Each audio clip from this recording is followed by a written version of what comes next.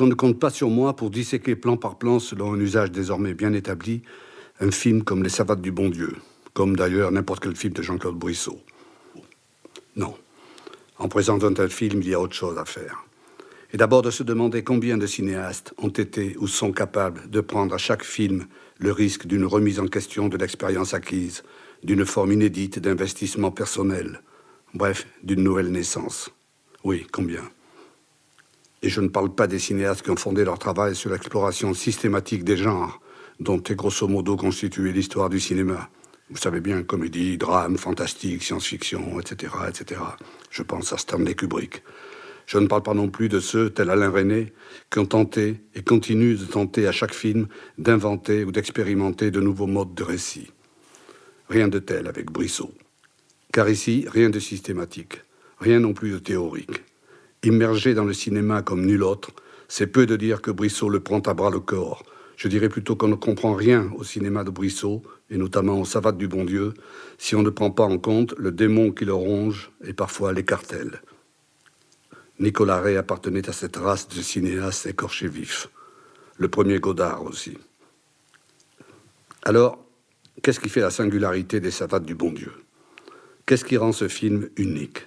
Car c'est tout de même la première chose qu'on puisse en dire. Ce film ne ressemble à rien de connu. Ou plutôt si, dans la mesure où c'est un film en quoi se rassemble et s'entremêle tout ce que nous, spectateurs du second siècle du cinéma, avons vu, entendu, emmagasiné et transformé. Gestes et visages, décors et paysages, violence et tendresse, cris et chuchotements, le jour et la nuit, et le feu, qui est peut-être l'élément vital qui innerve l'ensemble du cinéma de Brissot, et qui, ici, enflamme littéralement l'une des séquences les plus mémorables du film. Autant dire que les Savates du Bon Dieu sont habités par le cinéma comme l'avait été à bout de souffle, 40 ans auparavant, et que c'est à travers le cinéma qu'il s'adresse au spectateur, même si celui-ci n'en a pas la connaissance approfondie qu'en a Brissot. Pour un cinéphile, c'est clair. Les Savates du Bon Dieu, c'est Bonnie and Clyde, le film d'Arthur Penn, visité par un prince des mille et une nuits. Ou bien, dit en d'autres termes, un film noir qui se transforme en conte de fées. Souvenez-vous de la citrouille qui se métamorphose en carrosse. Eh bien, c'est cela, les Savates du Bon Dieu.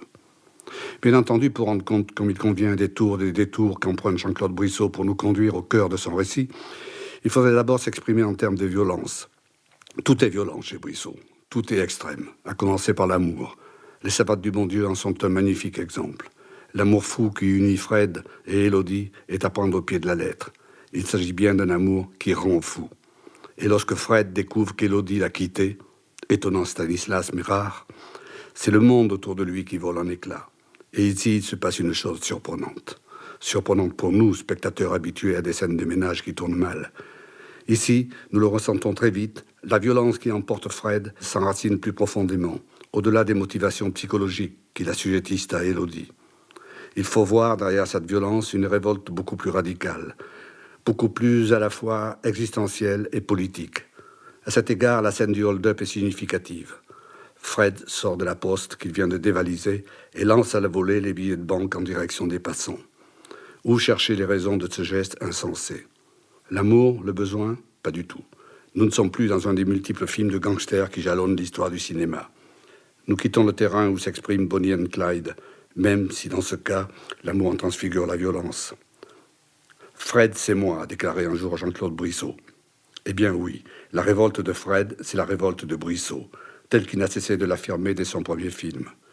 Lorsque, sur le seuil de l'établissement qu'il vient de cambrioler, Fred procède à ce qu'il faut bien appeler une redistribution des richesses, comment ne pas lire dans cette scène l'autre face du film, la face blanche si l'on veut, par opposition à la face noire que dessine la première partie du film. Cette face blanche a un nom, générosité. Alors voilà, révolte et générosité, les deux pôles du cinéma de Brissot. Quant au Prince des Mille et Une Nuits, à vous de voir. Il ne devrait pas être trop difficile d'en découvrir la fonction et peut-être le secret.